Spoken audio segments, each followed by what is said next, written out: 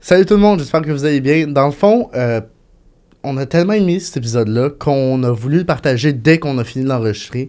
Fait que, au lieu de le publier sur la saison 2, on le publie à la fin de la saison 1, comme vous l'avez aujourd'hui devant vos yeux ou dans vos oreilles, c'est comme vous voulez. Aussi, chose à savoir, on a dit qu'on avait fait 2 parties. Le podcast va être trop long en 2 parties. Fait qu'on a décidé qu'on allait le faire en 3 parties. Fait que ça se peut qu'il y ait des anachronismes des fois, mais c'est un superbe podcast. Anne-Marie, une femme en or, une professionnelle de la sexualité, tellement pertinente, tellement outillée pour nous aider puis dans nos questionnements puis dans nos conflits mentaux. On parle beaucoup de nous dans cet épisode-là, puis on s'ouvre beaucoup à elle, puis elle fait preuve d'une grande écoute. Bref, j'ai déjà fait l'intro, mais il faut encore que je jette des fleurs à Anne-Marie parce que cette femme-là est géniale. Sur ce, bon podcast. T'en as-tu d'autres? Il faut qu'on... Non! Ah, Non! Oh non, Daniel! Attends, je vais aller le chercher. Va le chercher par en dessous. Par en dessous? Oui. Non! Ah, je me morfonds. Ça marche. Je me morfonds. Je n'ai plus... Attrape, esprit. Oui! Ah! Wow! J'ai le petit prince, le jouet qui va me permettre d'enfin satisfaire mes partenaires parce qu'avec mon petit pénis, c'est dur de satisfaire des partenaires des fois, mais ce n'est pas tout le temps le cas. Quand on sait comment se servir de notre corps pour satisfaire nos partenaires et en leur demandant qu'est-ce qu'ils veulent, elles veulent tout le temps le petit prince. Le petit prince. Qui ne voudrait pas le petit prince? Le fils Regardez de cette Nicole? beauté. Cette beauté, regardez-moi, toute la dextérité. Moi, j'ai pas cette endurance de langue-là. Le petit prince, oui. Puis, je fais pas des jets de pulsion d'air géniaux. Donc, le petit prince, un jouet polyvalent, transportable, qu'on ne veut pas perdre et qu'on veut garder le plus près de soi. Mhm. Disponible sur... Eros et compagnie, couille 15 pour 15% de rabais en plus. Exactement. Sur ce, bon podcast. Bonjour tout le monde, j'espère que vous allez bien. Bienvenue au podcast Entre couilles, le podcast sur la sexualité des gars, par des gars pour tout le monde. Vous savez la chanson. Encore une fois, on a reçu Anne-Marie. Il n'y a pas eu d'espace, on a enregistré back-to-back ces 2 parties. Là, on est vraiment allé dans... la première partie, je trouve que ça fait plus d'Aniane. La deuxième partie fait plus moi. C'est divisé Il y a ce pattern-là. Ouais, parce qu'il a posé plus ses questions selon son champ d'intérêt. Puis là, c'est plus mes questions que j'avais préparées. Il y a plein d'affaires. J'infirme ou je confirme des théories amenées par mes matchs Tinder. Et on a parlé de plaisir féminin. On a parlé de plein d'affaires. De slut-shaming. Bref, vraiment un podcast trippant. Dans mes tops, clairement. Merci encore une fois à Anne-Marie, qui est une professionnelle de la sexologie. Et c'est ça, on vous souhaite un bon podcast. Bon épisode. Enjoy.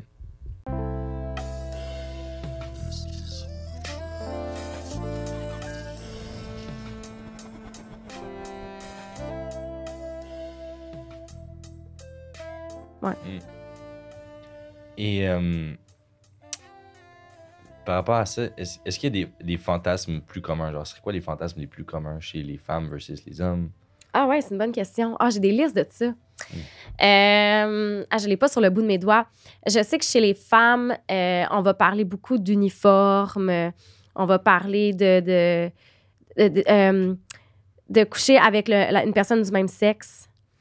Ouais. Chez les hommes, les tripes à 3 sont vraiment hauts dans la liste. Le sexe oral, chez les hommes, vraiment beaucoup. Attends, là, j'essaie de penser. La domination qui est assez répandue. Oui, la me semble. domination aussi. Chez les femmes, la soumission. Ouais, le fantasme de se faire agresser sexuellement, mais c'est pas... C'est vraiment La dans mise une en optique... scène. Ben oui, c'est ça. C'est vraiment dans une optique de se soumettre à, là, et non pas l'agression en tant que telle. Okay, il faut vraiment être clair là-dessus. Là. Mais ouais, ça ferait partie de ça. Puis on a des fantasmes qui sont différents. Est-ce que tu pourrais me définir ce qu'est une paraphilie? Une paraphilie. Je me trompe tout le temps avec... regarde, on va aller la chercher, la Allons-y, définition. à la Je bonne me trompe tout le franquette. temps avec un fétiche. Fétiche qui est de sexualiser un objet, une partie du corps, une personne qui n'est pas censée être sexuelle. Une paraphilie, c'est dans le DSM-5. Fait que c'est dans le livre diagnostic, le manuel diagnostique des troubles de santé mentaux. C'est des anomalies relativement rares du fonctionnement sexuel qui amènent l'individu à se livrer à un éventail de comportements pour en retirer une gratification sexuelle. C'est des comportements qui sont incompatibles avec le comportement sexuel d'un adulte consentant et qui peuvent perturber un individu. D'accord. Fait que c'est d'avoir des comportements... La pédophilie, c'est une paraphilie. Oui. D'accord. L'exhibitionnisme aussi. Oui, mais en fait, je pense que c'est vraiment dans le tant que tu ne causes pas préjudice à toi ou à autrui, it's all good, tu fais ce que tu veux. T'sais. Mais une paraphilie, vraiment, on traverse l'éthique, la morale, on traverse. Okay. C'est des fantasmes qui sont loin de l'éthique et loin de la moralité. OK. J'ai matché avec une fille récemment. Ouais. Elle s'appelle Léa. Léa est très cool, j'y parle d'ailleurs. Allô. Puis, la première chose qu'on s'est dit, c'est... parce que moi, dans ma bio, il est marqué mes passe-temps, c'est parler de sexe dans un micro puis jouer de la guitare. Puis, elle m'a amené une théorie par rapport au kink. Puis je veux l'infirmer ou la confirmer avec toi. OK.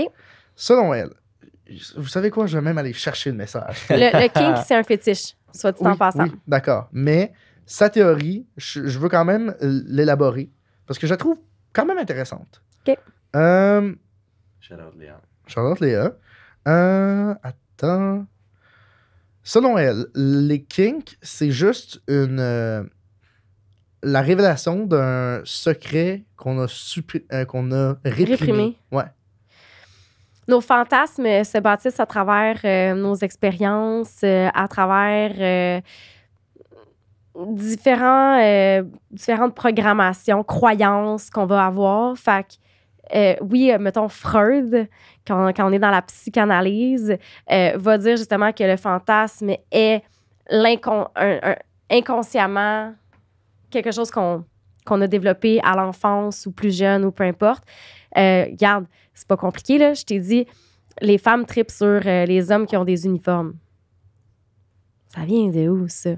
Mais l'homme qui a un uniforme a une représentation au niveau psychique, là. Tu sais, genre, mettons, le policier, c'est comme une figure d'autorité, c'est un milieu d'hommes, la police. Oui, effectivement, très misogyne comme milieu. Mais ce sont pas tous, hein, on est encore en train de généraliser. Là. Mais c'est de la généralisation. Là.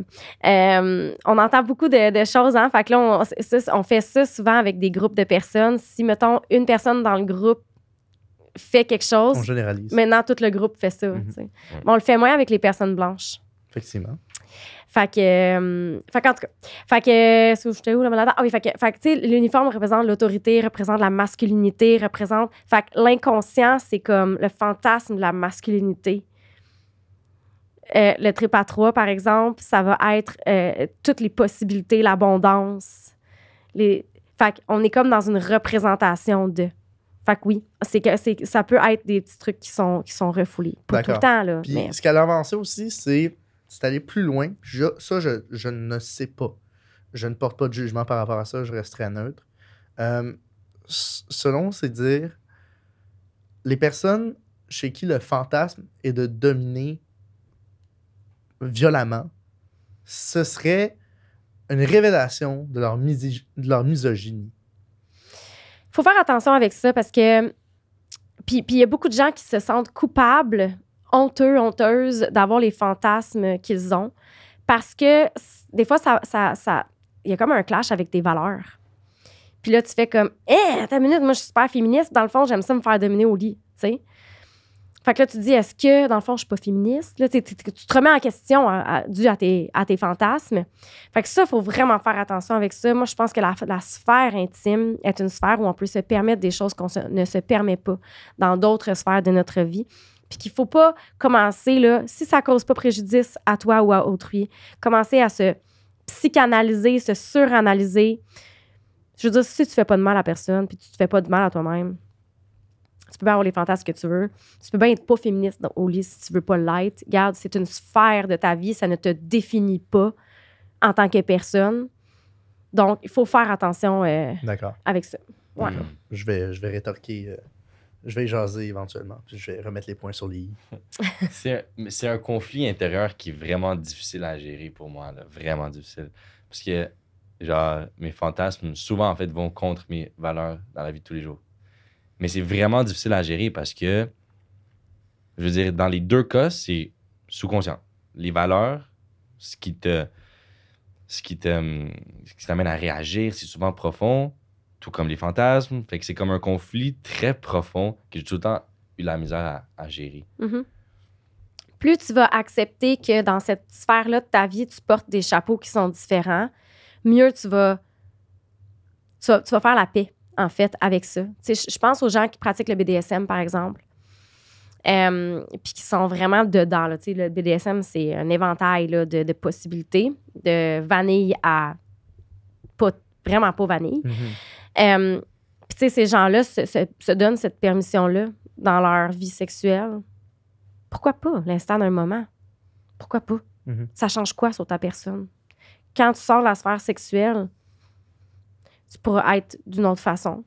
Puis tu peux continuer d'être toi-même, même s'il y a une petite partie de toi. Tu sais, c'est pas noir ou blanc, là. Mm-hmm. Puis t'es pas un être noir ou blanc. T'es un être complexe. T'es bronzé. C'est ça. Mm-hmm. Fait qu'il faut juste s'accepter dans notre complexité puis commencer à se dire, ben là, j'aime ça pratiquer le BDSM, mais en même temps, j'aime pas ça, tu sais, parce que là, je veux respecter ma blonde, mais là, non. Si elle a envie de ça aussi, puis que tu as envie de ça, why not? D'ailleurs, les gens qui pratiquent le BDSM, c'est prouvé que ce sont les gens qui ont le plus de satisfaction dans leur vie sexuelle puis qui ont la meilleure communication aussi. Pas le choix de communiquer, on sort des cadres du missionnaire et de la levrette. Là, ça fait tellement de sens que tu mets de l'avant l'espèce d'écart entre les valeurs puis ce qui est pratiqué parce que moi, justement, dans une des premières relations dans lesquelles moi, j'incarnais un homme alternatif pour ces personnes-là, un homme nouveau genre qui est peut-être moins dans les stéréotypes de genre, une des personnes, son fantasme, c'était d'être dominé. Et moi, je me suis mis la pression de faire ça, alors que je n'étais pas totalement prêt. Puis, quand je le faisais, j'étais pas capable de m'enlever de l'esprit que, OK, j'ai l'impression de violer quelqu'un. Puis je sais, elle a trippé, mais moi, j'étais tellement convaincu que je comprenais pas. Je me torturais à me dire, OK, mais moi, j'ai envie de la porter de cette personne-là. Je commence à l'aimer. Je veux lui démontrer mon affection. Je veux pas la frapper. Puis je me sentais comme dans une espèce d'inconfort constant. Comment faire pour introduire des fantasmes ou des kinks à quelqu'un qui est pas familier avec cet univers-là? Ben, d'abord, c'est de dire qu'on a toutes nos limites. Même si, là, je suis en train de vous dire, hey, donnez-vous la permission dans la sphère intime de faire des choses, si vous êtes consentant, non, ça reste qu'on a des limites. Puis ça se peut que tu sois vraiment pas confortable avec ça, puis que ça te tente pas, toi. À ce moment-là, ça l'était. Mais depuis, c'était comme ma deuxième personne avec qui j'avais des rapports sexuels. Je connaissais pas tout ça, mais là, depuis, ça a évolué. Bref, je te cède la parole. Ben, tu viens de dire quelque chose de super important. Je connaissais pas beaucoup ça. Depuis ce temps-là, ça a évolué. Parce que quoi? Parce que tu t'es renseigné, parce que tu t'es éduqué sur le sujet, parce que tu t'es ouvert à la question, probablement. Fait que je pense que c'est d'avoir une discussion avec la personne, de lui demander, toi, qu'est-ce qui t'excite là-dedans? T'sais, que je comprenne pour que je puisse justement mieux accepter que c'est ça qui se passe dans le rapport. Puis éduquez-vous. Là, il y en a des podcasts sur le sujet, puis il y en a des livres sur le sujet. Puis, fait que quand il y a un kink, un fétiche qui sort au grand jour, renseignez-vous. Et il y a des communautés là, à ne plus finir sur Internet de toutes les... Hey, j'avais fait en sexo, dans un de mes cours, j'avais fait il fallait que je fasse un exposé oral sur un fétiche X. Puis j'avais choisi le fétiche de... est-ce que vous savez c'est quoi le film Charlie et la chocolaterie? Ouais. Le bleuet. Ah ouais? Tu sais, quand elle mange... puis elle gonfle. Puis elle gonfle, puis elle gonfle, puis elle gonfle, puis à un moment donné, là, elle explose, Oui. je pense. Il y a des gens qui ont... c'est le blueberry... Il y a un nom pour ça, je m'excuse, je m'en rappelle plus, là. Ma tête est trop pleine. Mais j'avais fait... c'est le Blueberry Kink, je pense que ça s'appelle. Il y a des communautés de ça sur Internet. Qui sont turn on par Mais maintenant que tu dis ça... cet événement dans le film. Maintenant que tu dis ça, mon rapport à cette scène-là, quand j'étais jeune, c'était comme un mélange d'horreur et d'excitation. Quoi? Ouais. Wow! Ça me fascine. Moi, je ne comprenais pas ce qui se passait. Puis j'y repense, puis il y avait une partie de moi que ce personnage-là avait quelque chose, mais cette scène-là me troublait. Puis pourquoi il y a un... Tu sais, encore une fois, c'est la représentation, elle est dans l'interdit, c'est le fruit interdit. Ouais, mais j'ai pas le goût de faire exploser mes partenaires. Non, mais c'est comme, c'est juicy, c'est comme, on est vraiment dans l'abondance, dans l'interdit, on est dans le, tu sais, elle est en train de, elle enfreint une règle, là, quand elle mange, elle les mange, c'est pas supposé faire ça, tu sais, il y a comme, il y a quelque chose autour de ça. C'est très, très inconscient, tu sais, c'est pour ça que je disais, tu sais, oui, les fantasmes, des fois, il y a de quoi à l'enfance qui se passe, des fois non, tu sais, c'est... puis on évolue, hein, en passant, tu sais, ça se peut que j'avais un fantasme quand j'étais jeune que je n'ai plus aujourd'hui, puis que demain, je fasse quelque chose de nouveau, puis que ça devienne my new thing, là, tu sais. Mais il y a je veux dire, il y a des groupes de tout, là, des gens qui se déguisent en bleuet pour essayer de revivre ça. Regarde. Ça existe. Là, ça existe. Il y a de tout. Il y a de tout. Fascinant. Puis, comment on fait pour consciemment créer un fantasme? Si je veux avoir un nouveau fantasme, comment je pourrais faire pour en créer un? C'est possible. Créer un fantasme, ça vient de ton inconscient, ça vient d'une pulsion. Mais, tu sais, de créer des nouveaux fantasmes, ou peut-être qu'on pourrait dire de créer de nouveaux désirs, tu sais, ça serait à travers de nouvelles expériences, à travers essayer des nouvelles choses, que ce soit avec un partenaire stable ou avec nouvelles partenaires. Parce que c'est ça qui arrive des fois, tu sais, on va avoir des relations sexuelles avec quelqu'un avec qui on fait quelque chose pour la première fois, puis là, ça devient comme quelque chose qu'on veut répéter, tu sais. Fait que c'est juste vraiment de ne pas se mettre de boîte puis de limites, sauf si on se sent pas à l'aise et confortable, puis d'essayer des choses. Il y a des listes, il y a plein de listes. J'avais une liste sur mon site que c'était oui, non, peut-être. Puis là, il t'avait, là, je veux dire, c'est 2 pages de choses, de pratiques sexuelles que tu peux essayer. Laissez aller votre imaginaire. Puis, je veux dire, tu vas peut-être pas te créer des... Oui, tu peux te créer des fantasmes, des désirs. On dirait qu'avec ce que tu dis, je fais le lien avec la théorie du désir d'Aristote, Socrate. Il me semble que c'est un des deux. Mais ensuite, je sais qu'il y a Schopenhauer qui a développé ça. Là, c'est le moment philo, j'adore. Je serais vraiment sur cet univers-là. La théorie du désir, c'est que dans toutes les relations amoureuses, c'est une suite de désirs. Puis, en fait, c'est juste une suite de désirs. Fait que, mettons naturellement, je suis attiré par Daniane. Mon désir, ce que j'aurais envie, c'est d'enregistrer un podcast. Une fois que ce désir-là est rempli, il y a un nouveau désir qui naît. Puis ensuite, face à ce nouveau désir-là, on tombe soit dans un nouveau désir, soit dans l'ennui. Comment? Est-ce que l'amour, ce n'est qu'une succession de nouveaux désirs? En fait, l'amour et le désir sont vraiment différents. Puis c'est pour ça qu'il y a beaucoup de gens qui vont être peuvent être en amour avec leur partenaire, mais pas les désirer. Parce que, tu sais, on peut désirer quelqu'un qu'on n'aime pas. Puis il y a des gens qui sont comme, c'est normal si je désire pas ma partenaire. Ben, tu peux désirer quelqu'un que tu n'aimes pas, mais tu peux aussi aimer quelqu'un que tu ne désires pas. Dans l'amour, il y a de la stabilité, il y a du confort, il y a de la sécurité. Dans le désir, il y a du manque. Il y a de l'instabilité. Parce que pour qu'il y ait du désir, il faut qu'il y ait un manque, il faut qu'il y ait une distance. Oui, c'est aussi quelque chose qui est amené par Schopenhauer, la notion de distance. Ouais. Puis en fait, la nuance entre Aristote, bon, les fans de philosophie, vous allez capoter, puis les autres, ben, je suis désolé. Aristote ou Socrate qui amène que, OK, admettons, après notre 3e date, Daniane puis moi, mon nouveau désir, c'est d'être en couple. Je tombe en couple, mon nouveau désir, c'est de faire durer cette relation-là éternellement. Puis là, Schopenhauer dit non, ça marche pas de même. C'est pas il n'y a pas de ligne d'arrivée. C'est pas juste OK, j'ai atteint cette étape, je suis good. Mon seul but maintenant, c'est de la maintenir. Ça peut être ça, mais il y a des nouveaux désirs parce que sinon, tu peux tomber dans l'ennui. Puis justement, dans chaque désir, il y a le manque. Oui. Bref. Oui, il y a le manque. Il faut qu'il y ait du manque pour qu'il y ait du désir. Fait qu'il y a des gens là, qui sont full en fusion parce qu'ils sont en amour. Là. Ils veulent tout le temps être ensemble. Ils s'aiment. Puis là, à un moment donné, le désir fait...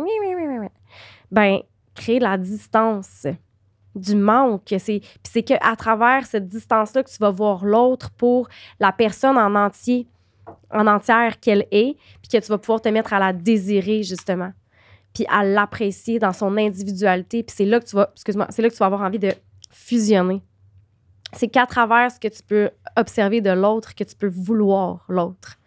Quand l'autre est en fusion avec toi, c'est déjà là.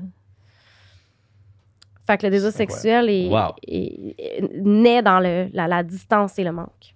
Fait que prenez des vacances si ça fait un bout. Fait que la nuit à l'hôtel est recommandable.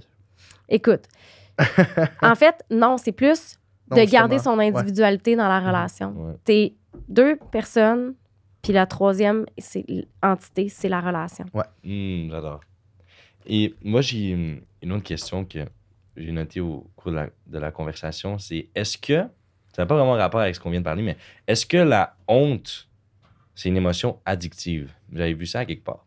Et pourquoi je demande cette question? C'est parce que j'ai remarqué un pattern quand j'étais encore dans mon addiction à la pornographie. Plus je me sentais mal, plus je voulais retourner vers la pornographie pour comme me distraire de cette émotion. Mais là, c'était un cercle vicieux. Mais on top of that, mes fantasmes, c'était de plus en plus genre ce qui est honteux. Genre. Fait que c'est vraiment genre des fantasmes qui se dirigent de plus en plus vers plus c'est honteux, plus c'est excitant.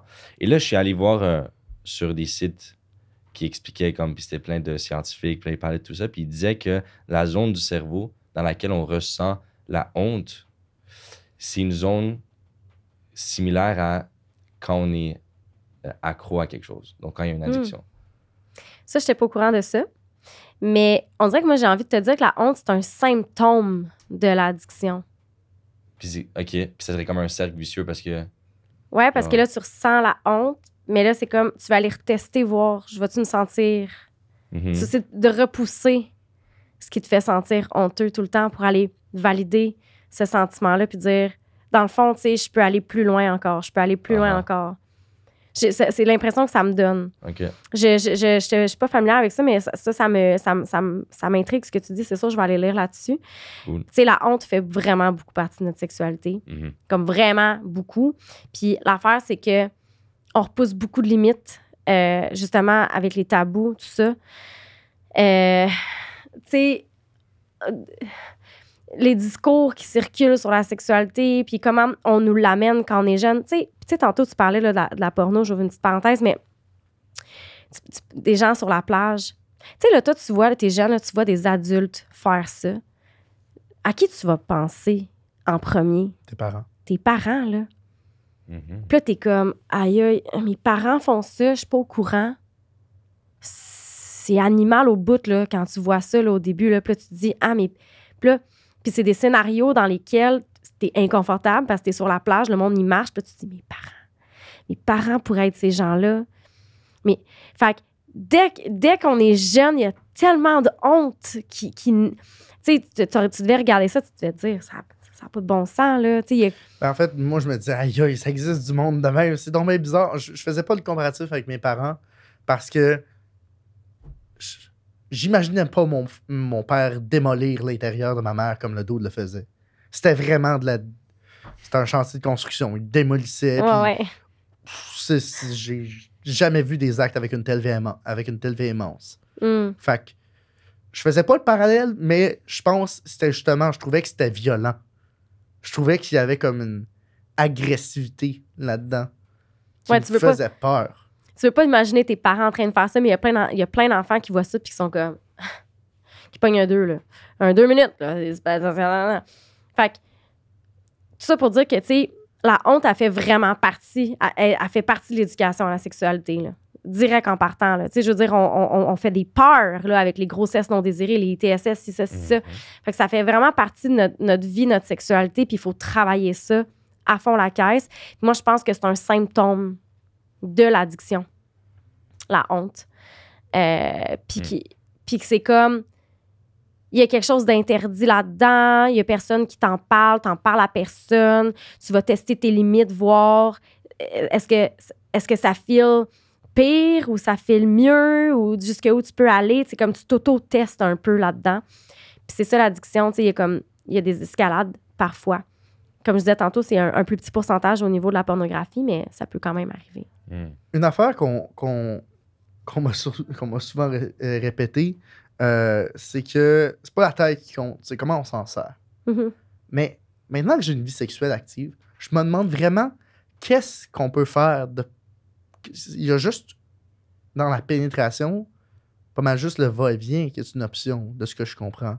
Donc, qu'est-ce qui va distinguer du bon sexe du mauvais sexe? Oh my God. La pénétration, là, faut en revenir un petit peu. D'abord, anatomiquement parlant, c'est seulement que le premier tiers du vagin qui ressent le plaisir. Je veux dire, un vagin, là, c'est pas ça de long, là. On s'entend, là. Donc, pas besoin d'avoir un gros pénis pour satisfaire sa partenaire parce que c'est vraiment le premier tiers. C'est là qu'il y a le plus de terminaisons nerveuses. Le 2 tiers suivant va plus ressentir comme la propension. C'est quoi du bon sexe? C'est du sexe où il y a de la communication, vous connaissez les schémas érotiques? J'ai entendu parler. J'en ai entendu parler. Ouais. Mes dates Tinder m'ont parlé du podcast que tu as fait là-dessus. Ouais. Fait que j'étais un petit peu familier. Mais élabore. Schéma érotique, dans le fond, c'est ton style sexuel, c'est ton empreinte digitale sexuelle. Fait que là, t'as énergique, sexuel, sensuel, kinky. En français, c'est... je l'ai pas. Kinky. On est dans les fétiches. Puis métamorphe. Ouais. En anglais, on dit c'est shapeshifter. Tu prends la forme de. Uh-huh. Fait qu'il y en a 5. Métamorphe, c'est vraiment parce que tu as les 4 que j'ai nommés précédemment égales. Okay. Égal. Okay. On a tout un style qui est primaire.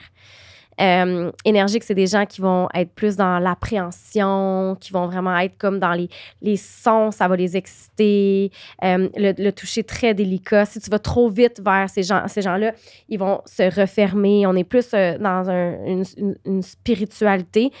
Puis, mettons, ils vont avoir des orgasmes énergétiques. Là. C'est vraiment comme tout ton corps qui résonne. Moi, ça m'est déjà arrivé dans de la méditation. J'ai fait de Vipassana, je ne sais pas si vous connaissez. Ouais.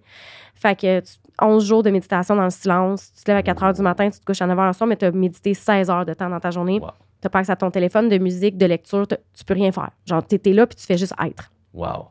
Fait que la 8e journée que je suis là-bas, je suis tellement aligner mon corps, mon esprit, là, que, tu sais, je suis dans ma technique de méditation, puis je commence à ressentir des orgasmes énergétiques sur mon corps au complet. C'est pas un orgasme d'organes génitaux, c'est vraiment juste comme... c'est genre un feeling corporel fucking intense.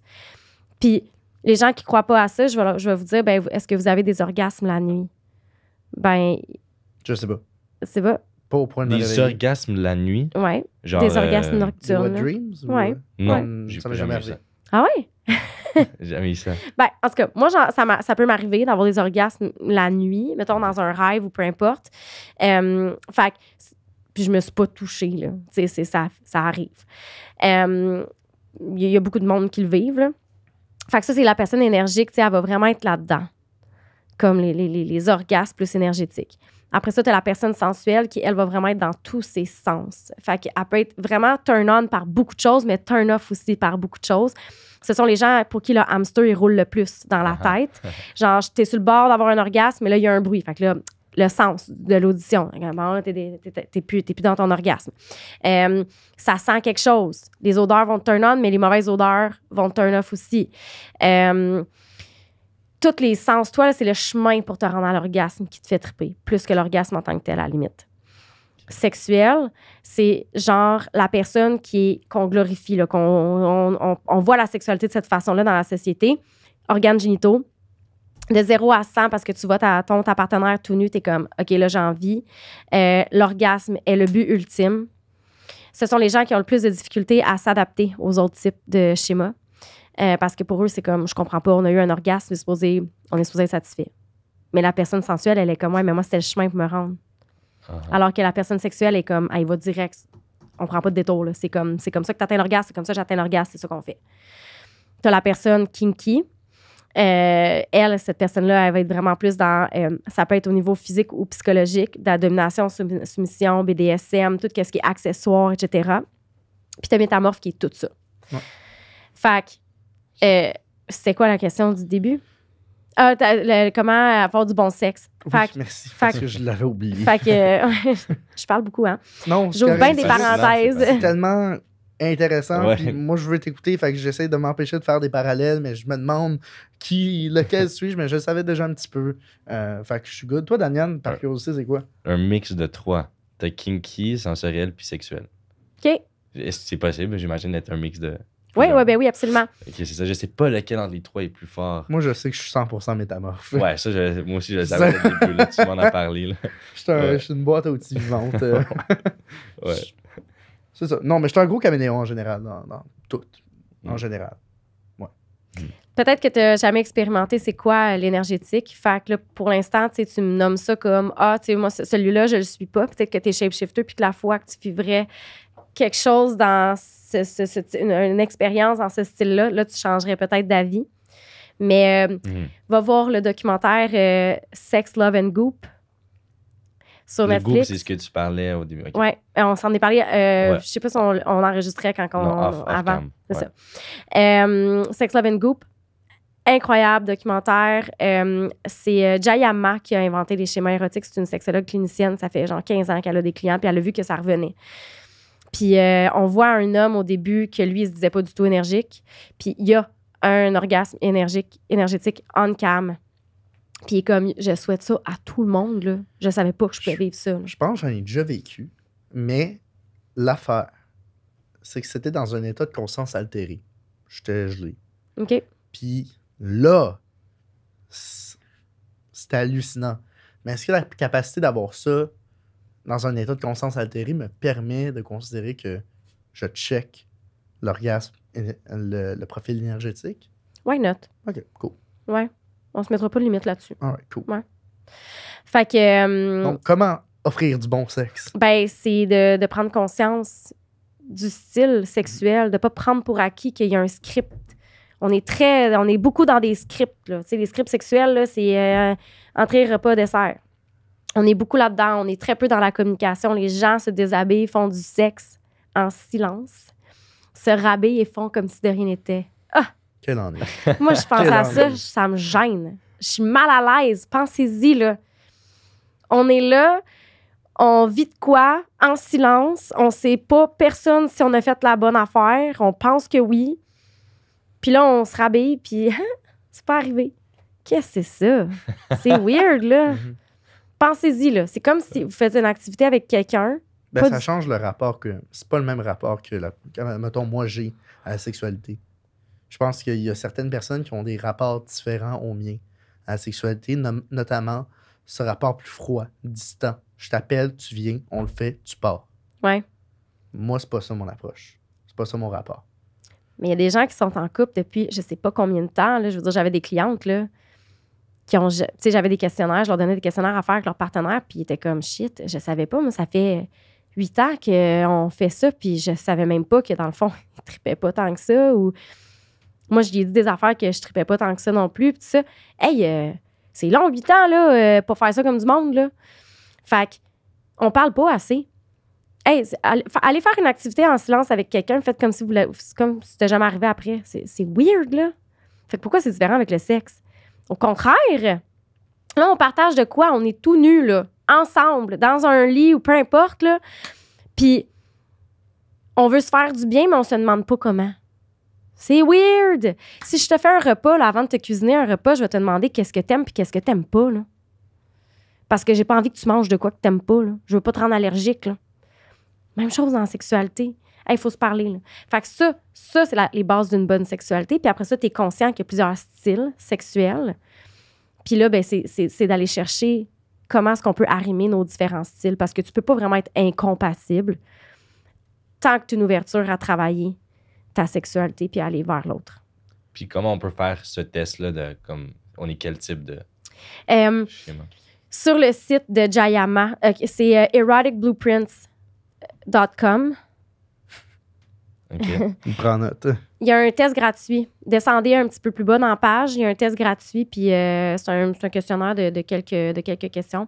J'ai fait un masterclass sur le sujet aussi, si jamais, sur mon site. Là, j'ai comme un 3h30 que je passe à travers genre vraiment beaucoup de choses, beaucoup d'informations, puis je donne un quiz. Et ça vient avec tout ça. Fait que, Cool. J'aimerais poser une question. Je pense que ça va être notre dernière. Ça te convient-tu? Ouais. Là, aujourd'hui, j'ai publié un extrait où est-ce que je parle du period sex. Puis moi, je trouve que, bizarrement, les fois où est-ce que je l'ai fait, je trouvais que ça goûtait super bon. Bon, certains me traiteront de vampire, d'autres de Julien Lacroix. Certains diront que c'est la même affaire. Je veux savoir, c'est quoi... Parle-nous du period sex, juste en général. Je veux Ça, tout c'est... savoir. Colin, on s'en met-tu des limites ou on s'en met-tu pas? Regarde bien, là. À un moment donné, là, encore une fois, si tu as le goût puis que tu es à l'aise avec ça puis que ça te lève pas le cœur, why not? Il y a plein de bénéfices pour la personne qui est menstruée, d'avoir des orgasmes. On vient détendre l'orgasme. Après avoir eu un orgasme, il y a un relâchement des tensions corporelles. Ça vient relâcher au niveau de l'utérus, etc. Il y a eu des contractions, il y a eu un relâchement. On sécrète des hormones antidouleurs, relaxantes grâce à l'orgasme. Donc, excellent pour ça aussi. Il y a des gens qui vont m'écouter et vont dire « Hey, la dernière chose que j'ai envie de faire pendant que je suis menstruée, c'est de me faire pénétrer, mettons. J'ai mal au ventre. » Je comprends, puis c'est correct aussi, on a toutes nos limites. Mais il n'y a rien de mal à avoir du sexe pendant les menstruations. Vous mettez une serviette en dessous pour vous sentir à l'aise de ne pas rien tâcher. À la limite, vous mettez un condom si vous ne voulez pas avoir un contact direct. Oui, ça augmente un peu la transmission là, au niveau des ITSS. Mais je veux dire, s'il n'y a pas d'ITSS, on ne s'en inventera pas parce qu'il y a du sang. Là. Fait que, why not? Puis j'avais même, parce que je l'ai fait avec plus qu'une personne, ce period sex-là, il y avait même des de mes partenaires qui m'ont déjà avancé que j'ai plus de libido pendant cette période-là. Ouais. Qu'est-ce qui explique ça? Les changements hormonaux. Il y en a que c'est juste avant, il y en a que c'est pendant. C'est vraiment comme, tu sais, il y a des grosses drops, là. Je veux dire, mettons, tes symptômes prémenstruels, là, ils tombent, là, direct quelques heures. Direct quand tu tombes dans ta semaine ou quelques heures après, là. Fait qu'imaginez dans notre corps comment que ça se passe, là. Tu sais, t'es ultra SPM, t'as mal partout, t'as mal au sein, t'as mal au ventre, tu te sens ballonné, t'es irrité, irritable, t'as le goût de pleurer. Puis en quelques heures, là, t'es plus là-dedans pantoute. Il se passe plein de changements hormonaux dans notre corps. Puis oui, il y en a qui, pendant leur période, ont plus envie. C'est dû au changement, il y a moins de progestérone, l'estrogène commence à remonter, etc. Mais le pic, ça serait au moment de l'ovulation, parce qu'on est vraiment bien fait. Puis on veut avoir envie de se reproduire quand on est fertile. Fait que le pic, il est là, il est dans l'ovulation. Mais c'est du très bon lubrifiant, les menstruations. Très, très bon lubrifiant. Notamment gros. Puis, en plus d'un désir décuplé, il y a beaucoup de gens aussi qui disent, ça je me base sur les commentaires qui ont dit ça, c'est que c'est plus le fun, apparemment, pour certaines personnes. Plus de sensations. Oui, il doit y avoir quelque chose autour de ça, justement, dû aux hormones qui changent. Au niveau peut-être de la muqueuse aussi. C'est une bonne question, mais je peux l'imaginer que le plaisir est différent aussi. Peut-être que aussi t'es plus consciente de cette partie-là de ton corps parce que tu sais qu'il y a du sang, tu sais qu'il y a quelque chose qui se passe, fait que t'es peut-être plus connecté avec cette partie-là de ton corps inconsciemment, là. Fait que t'es plus à l'affût des sensations. Alors que quand t'es pas menstruée, ben tu y penses un peu moins. Mais là, t'es menstruée, il y a comme... T'es peut-être un peu plus focus là-dessus. Peut-être quelque chose dans ce style-là. Ouais. Fascinant. J'ai une autre question qui est plus légère, plus niaiseuse. Non, mais je vais pas me mettre un blackface non plus. Mais la musique et le sexe, pourquoi c'est le fun? Écoute, tu sais, je te parlais des sensuels, là. Il y a plein de sensuels. C'est l'audition. L'audition, là, c'est le canal de communication le plus fort chez les femmes. En ce moment, il y a une grosse montée en popularité au niveau de la porno audio parce que les femmes trippent là-dessus. C'est comme on est vraiment turn-on par l'audition. Les hommes, ça va être plus le visuel. C'est cliché, mais les études le prouvent, là. Fait que là, on est peut-être dans quelque chose là, hormonal, essentialiste et tout ça. Mais, fait quoi, la musique, c'est sûr que ça turn on. C'est sûr que ça te met dedans. Je veux dire, t'entends la musique, t'as le goût de bouger ton corps. Ben, quand t'es dans ta sexualité, t'en train de faire du sexe, c'est bouger ton corps. C'est comme, ça te donne le goût de... Tu sais, tu vas dans un... Écoute, là, vous avez peut-être déjà ou pas déjà vécu ça, mais tu sais, tu vas dans un club, quand t'es jeune, t'as juste le goût, tu sais, de danser avec d'autres mondes, puis de te rapprocher, puis etc. Il y a quelque chose de rassembleur dans la musique qui donne le goût de bouger ton corps. C'est automatique, tu sais. On a le goût de chanter, on a le goût de bouger, tout ça. Mais la sexualité, c'est ça, c'est l'utilisation des sens. C'est fascinant que tu dises que chez les femmes, c'est plus l'audition parce qu'il y a comme ce... Juste dire, on dit Louis. Une audition. Oui, oui. Ouais. Ah, Louis, OK. Dans Louis, parce que, genre, il y a comme cette croyance, encore une fois, commune que les gars montent moins que les filles, genre. Puis comme on est plus malaisés à faire du bruit, puis alors que les femmes sont excitées par ça, fait que c'est fascinant ce que tu viens de dire. Ouais. Ouais. Oui, de se faire parler, le dirty talk, etc. Mhm. Tu sais, c'est excitant, là. C'est pour ça, tu sais, n'hésitez pas à poser des questions là, dans vos rapports sexuels, là. C'est hot, là, se faire demander des choses. Qu'est-ce que t'aimes? Comment je peux faire ça? Est-ce que je peux mettre ma langue à tel endroit? Est-ce que je peux mettre ma bouche à tel endroit? Tu sais, je veux dire, let's go, là. Gâtez-vous, là. C'est super excitant, là. Puis, au même titre que quand on s'entraîne avec de la musique, notre cœur s'adapte au rythme de la musique, souvent. Est-ce que ça fait aussi ça lors des rapports sexuels? Ben, ça doit dépendre de... Ça doit dépendre de beaucoup de choses. D'après moi, là, t'es pas juste concentré sur la musique. Ça dépend à quoi tu penses. Ça dépend, t'es où dans le rapport sexuel. T'es-tu la personne qui offre, qui reçoit? Je suis certaine que ça a comme une incidence. La musique peut alimenter. Après ça, est-ce que le cœur suit? Je suis pas certaine, mais je pense que ça doit dépendre de ce qui se passe, là. Ben, sur ce, Anne-Marie, merci énormément Merci encore une beaucoup. fois.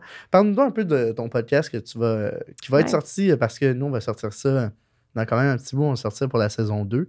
OK. Fait qu'on voulait savoir, on veut avoir des scoops. Parce qu'ils sont déjà sortis, les épisodes, probablement. Hein. Ah oui, ils Quand sont déjà l'épisode- sortis. ouais. Ben là, on est comme en... Ce sont nos premiers podcasts, fait qu'on est en adaptation. On a reçu un chirurgien plastique, celui qui a fait mon opération pour ma labiaplastie. Écoute, j'ai fait faire ça en 2013, puis je voulais me refaire faire les seins, mettons, l'année passée. Puis il m'a dit, va-t'en chez vous, t'as 33 ans, tu sais, comme tu feras ça quand t'auras fini d'allaiter tes enfants, parce que je veux des enfants dans la vie. Fait que j'ai comme gardé un lien avec le chirurgien en tant que tel. Puis, ben, c'est lui aussi qui a fait les opérations à Gab Marion. Mhm. Fait qu'on s'est comme assis tout le monde ensemble, puis on a parlé de chirurgie plastique. Je trouve qu'il n'y a pas beaucoup de podcasts qui parlent de ça. Puis j'étais comme, ah ouais, donne-moi des scoops sur les hommes, sur les femmes. On a reçu aussi Maman Caféine, parler de la maternité. Puis de comment les femmes sont powerful. Premier podcast, c'est avec Frank. On reçoit Madame Lily Astro. On regarde, on est-tu compatible, on l'est-tu pas? Parce qu'on va se dire, Frank et moi, on est vraiment différents. Mhm. Très, très, très différents. Moi, je suis plus posée. Puis lui, il va poser plus les questions. Il est plus raw que moi. Et ouais, il y a plein de beaux invités comme ça, des couples. On reçoit des couples qui vont venir nous parler de certaines thématiques. Fait que non, ça va être le fun. On a du fun pour l'instant. Puis si le monde, justement, ils ont, en plus d'écouter ton podcast, ils ont envie d'en savoir plus sur toi, qu'est-ce qu'ils font? Me suivre sur les réseaux sociaux. Si vous êtes intéressé par la sexualité féminine, j'oublie tout le temps de le dire, mais j'ai écrit un livre. J'ai sorti un livre cette année. C'est Au lit avec Anne-Marie, la sexualité féminine sans tabou pour plus de plaisir. C'est un guide. On le voit chez Eros quand on y va. Oui, c'est vrai, ils l'ont chez Eros ou dans toutes les librairies du Québec. Fait que il y a mon livre, il y a mes réseaux sociaux Au lit avec Anne-Marie. J'ai des projets télé qui s'en viennent, dont je ne peux pas encore parler, mais ça va sortir là, à l'automne. Fait que plein de belles choses qui s'en viennent, mais suivez-moi sur les réseaux, tout part de là. Super, merci encore une fois. Merci à vous. Merveilleux.